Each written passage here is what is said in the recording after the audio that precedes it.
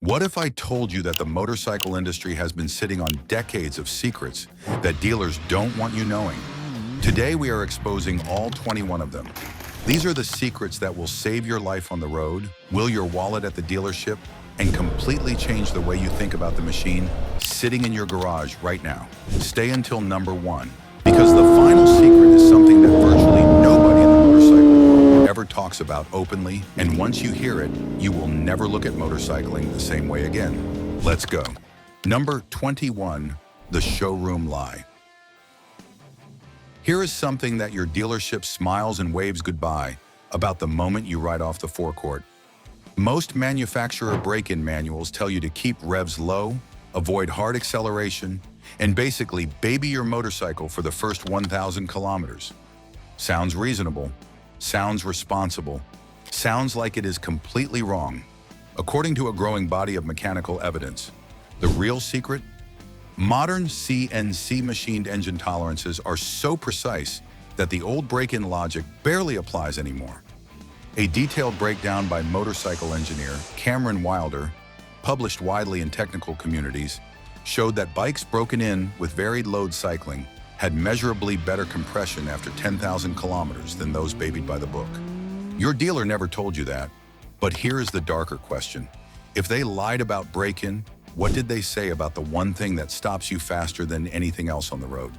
Secret 20 is where riders find out the hard way. Number 20, the wrong lever reflex. Every new rider gets told the same thing. Be careful with the front brake. And so they spend years riding with a subconscious terror of that right-hand lever. The secret that seasoned riders know, and that formal training programs are only just beginning to teach properly, is that the front brake provides approximately 70 to 80% of a motorcycle's total stopping power. The rear brake alone, almost useless in emergency braking. In fact, slamming the rear brake first is one of the leading causes of low-side crashes on public roads worldwide. Here is why this matters so much in a genuine panic stop. Your instincts will grab whatever feels safest. If you have never trained yourself to trust the front brake with progressive, firm input, your muscle memory will reach for the rear. And that is the moment things go catastrophically wrong. Top track day. Instructors across America and Europe will tell you the same thing. Riders who drill front brake confidence stop 20% shorter in emergencies than those who never trained it. 20% shorter could be the distance between a near miss and a hospital visit. The front brake just saved your life in theory. Now here is something that will end it in practice. Hiding in plain sight, printed right on your tire, and completely misunderstood by almost every rider on the road. Number 19, the sidewall trap. There is a number printed on the sidewall of your tire. Ignore it. That number is the maximum pressure the tire can structurally handle, not the recommended riding pressure. And yet, thousands of riders worldwide inflate their tires to that number and ride away feeling responsible and prepared. The real pressure, the one your manufacturer specifies in the owner's manual or on the swing arm sticker, is typically 28 to 36 psi, depending on load and bike type. Overinflated tires create a smaller contact patch, reduce grip in corners, and make the bike feel nervous and darty at speed. Underinflated tires generate excess heat, risk sudden delamination at highway speeds, and dramatically increase the chance of a pinch flat on impact. Here is the secret nobody tells you. Tire pressure changes with temperature. Cold morning pressure can be 4 to 6 psi, lower than the same tire after 30 minutes of hard riding. Professional racers check pressure hot. Most street riders never check it at all. Check your pressure cold every single week. It takes 90 seconds. It has saved lives, and it is one of the most neglected habits in all of recreational motorcycling. Now, if tire pressure shocked you, wait until secret number 18, because this one involves what is actually inside your engine oil, and it will make you rethink the last service you paid for. Number 18, the oil swap mistake. This is a secret that thousands of cost-cutting riders have painfully learned the hard way. Most modern cars use oils with friction modifier additives, chemicals designed to reduce engine friction and improve fuel economy. Perfectly logical for a car engine. Catastrophically wrong for a motorcycle with a wet clutch. which is the vast majority of production motorcycles on the road today. Why? Because that same wet clutch lives in the engine oil. It relies on a specific level of friction to engage properly. Pour car oil into a motorcycle with a wet clutch, even the same viscosity grade, and those friction modifiers will cause your clutch to slip. First, it will feel vague, then inconsistent. Then it will start slipping under hard acceleration. And by the time you notice, the clutch plates have been glazed in a way that is sometimes irreversible without full replacement. Always use oil labeled MA or MA2 under the JASO standard. That rating means it has been specifically tested for wet clutch compatibility. Your clutch will thank you. Your wallet, which will not be buying a new clutch pack, will thank you even more. Wait, so your oil could be destroying your clutch? Got it. But here is the thing about the crash you never had. The helmet sitting on your shelf is still expiring, and nobody put a countdown clock on it. Number 17, the 5-year countdown. If you bought your helmet more than 5 years ago and it has never been in a crash, it is still aging out from the inside. The EPS foam liner inside your helmet, the layer that actually absorbs impact energy, degrades over time through exposure to sweat, UV radiation, skin oils, hair products, and simple atmospheric oxygen. The outer shell may look perfect. The inside may be a fraction of its original protective capability. The secret that the motorcycle safety community has been saying, but that almost nobody listens to, is that Snell Foundation, ECE, and DOT safety organizations all recommend replacing helmets every 5 years from manufacture date, regardless of visible condition. Here is the part that will genuinely disturb you. There is no way to visually inspect EPS foam degradation from the outside. Your helmet can look brand new and be significantly compromised. Check the manufacture date on the inside label.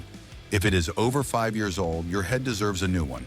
And if you think that is alarming, secret number 16 involves something sitting on your handlebars right now that is also quietly expiring, and most riders have absolutely no idea. Number 16, the grip betrayal. Rubber degrades. That is a fact of chemistry, and yet handlebar grips are treated by most riders as permanently installed furniture. Never inspected, never replaced, never even considered until they spin freely on the bar or start crumbling in your fingers. Old, hardened grips dramatically reduce your ability to modulate throttle precisely, especially in vibration-heavy situations, cold temperatures, or wet conditions where hand fatigue sets in faster. A grip that has lost its compliance can cause throttle overshoot, that terrifying moment where you meant to give a little and the bike surged forward with a lot. Aftermarket grips from quality brands like ODI, Renthal, or Pro Taper cost between $15 and $50. Fresh grips transform the feel of a motorcycle more dramatically than most riders ever expect. Install new ones every 2 years, or any time the rubber feels harder than a pencil eraser. This is a 15-minute job that can fundamentally change your connection to the machine. Your helmet is quietly failing, your grips are quietly hardening, and somewhere between those two facts is a throttle input that goes slightly wrong at the exact worst moment. Secret 15 is the chain reaction nobody sees coming. Number 15, chain tension affects more than you think. Here is one that mechanics see the consequences of every single week. A chain that is too tight will destroy your output shaft bearing, your sprocket carrier, and eventually your transmission, silently and expensively over thousands of kilometers. A chain that is too loose will slap against your swing arm, skip under hard acceleration, and, in the worst case, jump the sprocket entirely and lock your rear wheel at the most inopportune moment imaginable. The ideal chain slack is specified in your owner's manual, typically between 25 and 35 millimeters of vertical play at the tightest point of the chain's rotation. And here is the secret within the secret. Chains are not uniformly tight throughout their full rotation. A chain with a tight spot will read correctly in one position and dangerously over-tight in another. You must rotate the rear wheel through a full revolution and check slack at multiple points. Your grips affect your hands, your chain affects everything else. And if you have been checking tension in only one position, you have never actually checked it at all. Number 14, the real reason your bike feels different. In summer and winter has nothing to do with you. Many riders, especially newer ones, notice that their motorcycle feels more powerful, more responsive, and generally sharper on cool mornings than it does in the blazing heat of summer. They assume they are riding better. They assume conditions are helping. The real answer is something called AIR density, and it is one of the most underappreciated factors in motorcycle performance. Cold, dense air contains significantly more oxygen molecules per cubic centimeter than hot air. More oxygen means more complete combustion, which means more power from the exact same engine.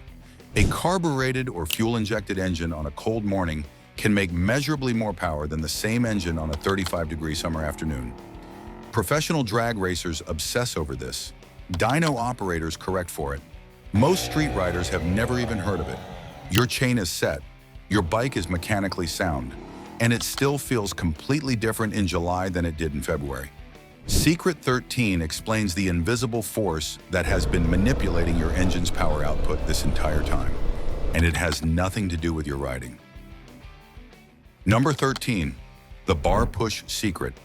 This secret has ended debates in motorcycle forums for decades.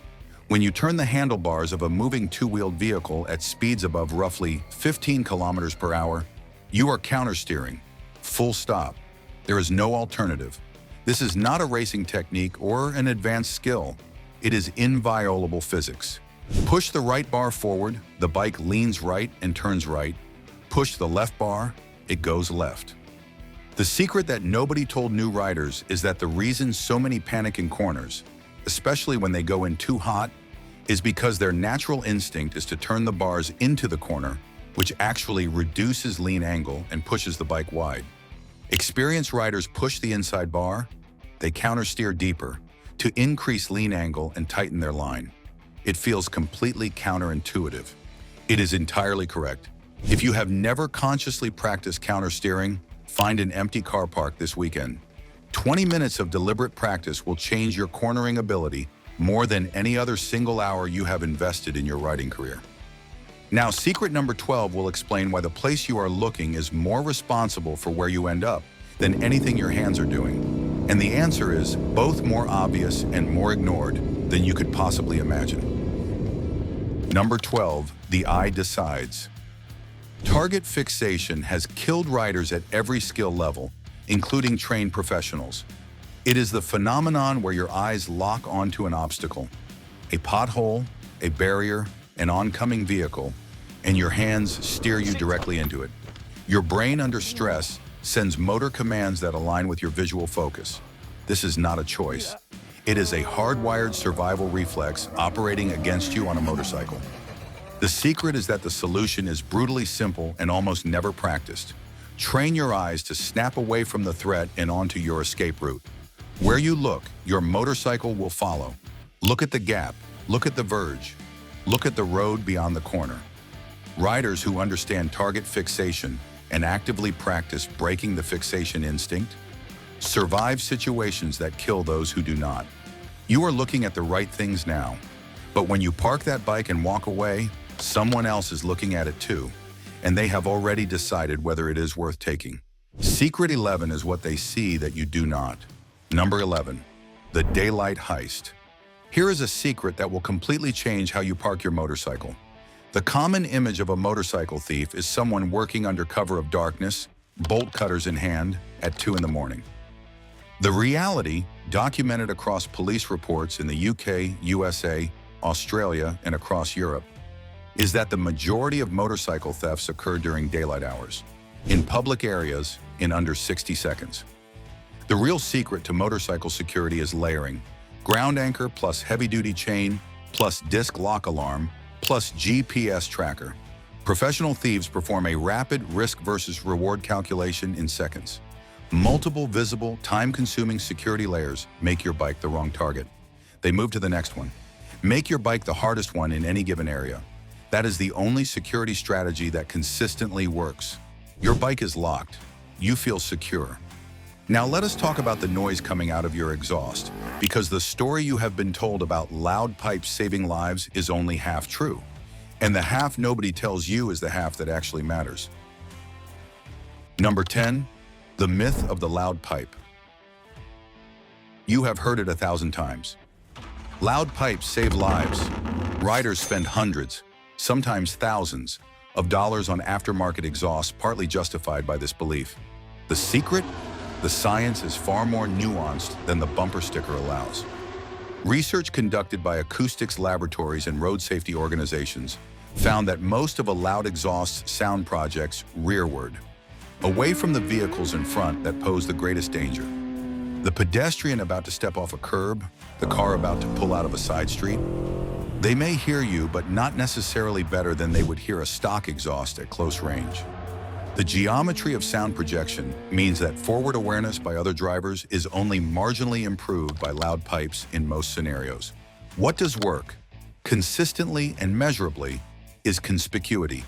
Bright gear, reflective panels, modulating headlights where legal, high visibility helmets reduce rider accidents by a documented, statistically significant margin.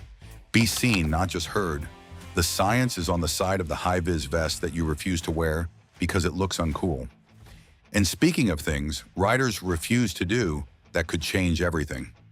Secret number 9 involves a piece of riding gear that most people own, but almost nobody wears correctly. Keep watching. Number 9, the label deception. Here is the uncomfortable truth. You spent $400 on a textile adventure jacket with CE-rated armor in the shoulders, elbows, and back.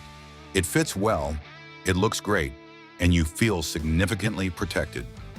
The secret, and this one physically hurts to hear, is that CE Level 1 armor, which ships in the majority of motorcycle jackets at all price points, is tested at a significantly lower impact energy threshold than CE Level 2. CE Level 2 armor transmits a maximum of 18 kilonewtons of force in the standard impact test. CE Level 1, 35 kilonewtons. That is nearly double the transmitted impact force at the same collision energy. Yet Level 1 armor is what you will find in most jackets under $1,000. Quietly included, rarely disclosed prominently on the marketing materials. The fix is inexpensive and immediate. Aftermarket CE Level 2 armor inserts for elbows, shoulders, and especially the back cost between $20 and $80 per piece and drop straight into most jacket pocket systems. Upgrade your inserts today. The jacket that already fits you can become dramatically more protective with 20 minutes of effort and under $100 in parts. Secret number 8 is about something even closer to your body, and it involves what happens to your spine in a crash when you are not wearing what you think you are wearing. Number 8, back protectors are not all the same. The human spine is a remarkable structure and a catastrophically fragile one under sudden compressive or torsional loads. Spinal injuries are among the most life-altering consequences of motorcycle crashes. They can take a functional human being and change everything in a fraction of a second. Here is the secret that the industry does not advertise loudly. A flat foam back pad, the kind that ships in the back pocket of most entry-level and mid-range jackets, is not a back protector in any meaningful engineering sense. It is a comfort layer. It meets CE Level 1 by the narrowest possible margin and provides dramatically less spinal protection than a properly fitted spine protector or a motorcycle airbag vest. Your spine needs better protection. Noted. But here is the secret that pride keeps experienced riders from admitting. Secret 7 will either humble you or save your life, possibly both. Number 7, the machine knows first. Here is a secret that pride prevents many experienced riders from accepting. Traction control, cornering ABS, lean angle sensitive stability systems. Every one of these systems can intervene and save your life in a situation where your instincts, even excellent instincts built over decades of riding, would arrive too late. A modern IMU-equipped motorcycle's electronic brain processes lean angle, wheel slip, acceleration rate, braking force, and yaw rate hundreds of times per second. A human nervous system, even at peak athletic performance, cannot match that processing speed. When the rear wheel steps out in a corner, the system reacts in milliseconds. Your hands, receiving signals through your seat and handlebars, react in tenths of a second. In a crisis, that gap is the difference. The secret is not to disable these systems to feel more connected. The secret is to understand what each mode does and set them correctly for your environment. Rain mode in the wet. More aggressive traction modes on the track where you want more slip before intervention. Most riders buy bikes with sophisticated electronics and ride them permanently in a single mode, often the factory default, for the entire life of the machine. Your electronics are faster than your hands. Accepted. But coming next is something the car drivers next to you at every red light do not want to hear. Number 6, the moving target advantage.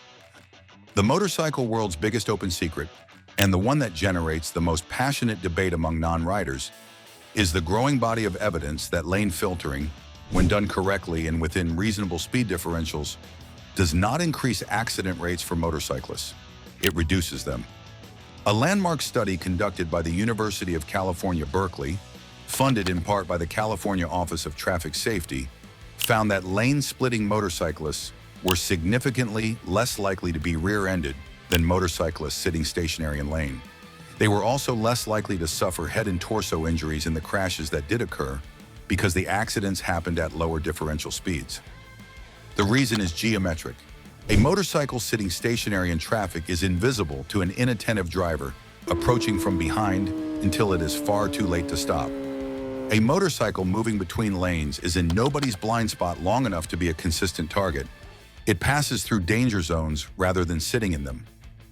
Lane filtering in the right conditions keeps you safer, but there is one specific window of time when every condition looks fine, the road looks clear, and you are riding into the single most dangerous surface of your entire week. Secret 5 names the exact moment. Number 5, the most dangerous time to ride. If you answered night riding to that question, you are wrong. If you answered wet weather, you are still wrong. The answer, documented across road safety databases in the United States, United Kingdom, and Australia, is the first 10 minutes of rainfall after a dry spell. The secret habit of experienced all-weather riders is to pull over or dramatically reduce speed for the first 10 to 15 minutes of any new rainfall event. Make a coffee, check your map, let the road wash itself, then continue.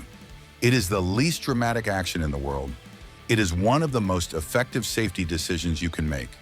And secret number 4 is the flip side of this.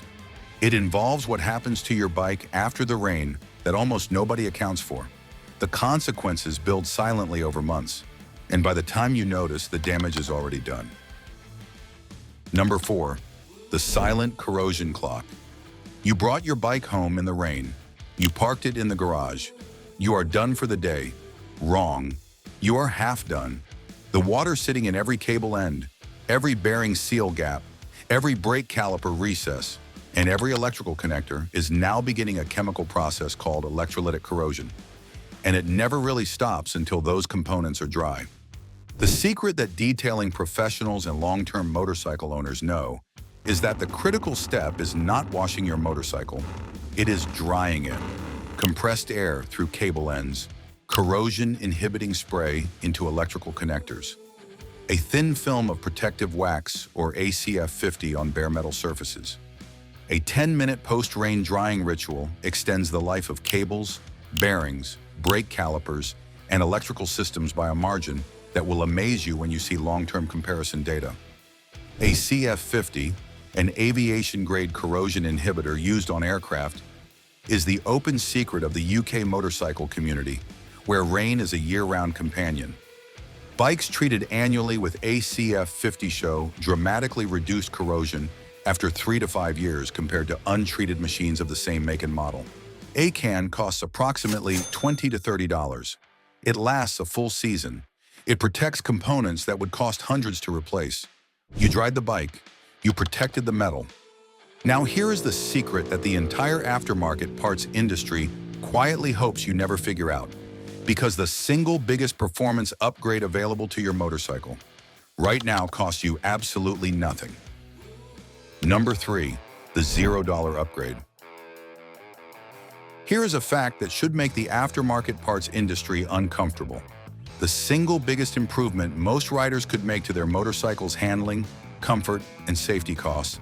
Absolutely nothing. It requires no parts, no tools beyond a screwdriver and spanner, and it is available on virtually every production motorcycle built in the last 20 years. It is called suspension setup, and 90% of riders never touch it from the day they buy the bike to the day they sell it. Every manufacturer ships their motorcycles with suspension set to an average rider compromise, typically calibrated for a 70 to 80 kilogram rider in mild conditions. If you weigh significantly more or less than that, ride two up frequently, carry luggage, or ride in conditions more extreme than a smooth suburban road, your factory suspension settings are wrong for you right now. The secrets of proper setup: set sag first. Rider sag measured with you on the bike in full gear should typically fall between 25 and 40 millimeters at the rear, depending on bike type. Adjust preload until it is correct. Then tune damping, compression for absorbing bumps, rebound for controlling how fast the suspension returns. A properly set up suspension makes a motorcycle feel like a different machine. Faster into corners, more stable over broken surfaces, less tiring over long distances, more forgiving at the limit. And now Secret 2 is going to show you exactly who profits from the fact that you are still not as safe as you could be, and why they have very little financial reason to change that. Number 2, the training penalty. This secret operates at the level of industry economics, and once you see it, you cannot unsee it. Advanced Rider Training Courses, the MSF Advanced Rider Course in America, the Bike Safe program in the UK, the Hard Advanced program in Australia, have been consistently shown in independent studies to reduce crash rates among participants by between 30 and 50% over the following riding years. 30 to 50%. That is not a marginal improvement. That is a transformation in your risk profile. Here is the uncomfortable secret. Most insurance companies offer only nominal discounts for completing advanced training. The discount rarely reflects the actual actuarial risk reduction that training produces. Why? Because an industry that profits from claims and premium volume has a complex relationship with reducing the frequency of both. Smaller claim books mean lower premium justification. The economics of safety education and the economics of insurance are not perfectly aligned. The action item is yours alone. Take advanced training because it makes you safer, not because your insurance company will appropriately reward you for it. The 30 to 50% reduction in your personal crash probability is the reward. That is worth infinitely more than a 10% premium discount on a policy you hopefully never use. And now, number 1, the secret that sits at the very top of this list, the one that the motorcycle industry, the gear manufacturers, perhaps unintentionally try to bury under the noise. Number 1, the only system that matters. Here is the data, study after study, the HURT report, the MAID study in Europe, the MUARC research in Australia, and decades of updated road fatality analysis from the NHTSA point to the same primary contributing factors in motorcycle fatalities: excessive speed for conditions, alcohol or impairment, failure to negotiate a bend, absence of proper training, and the absence of proper protective gear. None of these factors require a product purchase to address, not one. The motorcycle industry is brilliant at creating the impression that safety is a gear problem, that if you buy the right helmet, the right jacket, the right electronic suite, you have discharged your responsibility to your own survival. And gear matters. We covered it throughout this list. But gear is the last line of defense, not the first. The first line of defense is the decision you make before you start the engine. Am I in the right physical and mental state to ride today? Have I assessed the conditions honestly? Am I riding within my actual current skill level, not my skill level on a good day, but today with whatever fatigue, distraction, or pressure I am actually carrying right now?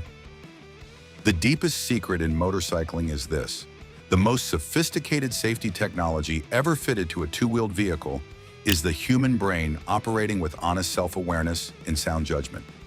Every other secret on this list is downstream of that one. Train it, protect it, use it every single time you ride. Because the motorcycle does not decide where it goes. You do. And that is not a limitation. That is the whole point. If this list opened your eyes in any way, click on the video showing on your screen right now. We are doing a deeper dive into the unholy secrets. The motorcycle industry is trying so hard to keep away from you. I'll see you there.